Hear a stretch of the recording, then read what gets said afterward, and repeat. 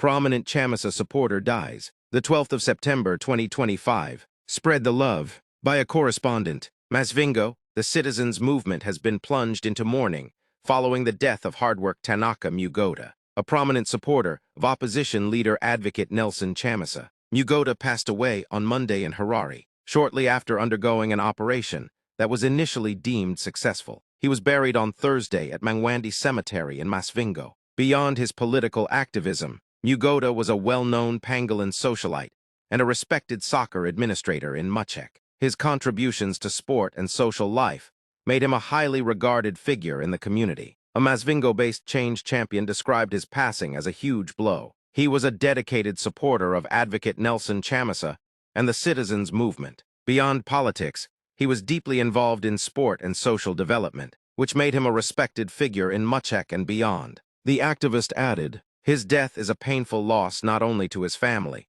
but also to many young people he inspired through his leadership and community work." At Mangwandi Cemetery, mourners remembered Mugoda as a unifier, whose passion for both football and social change left a lasting legacy in Masvingo and beyond.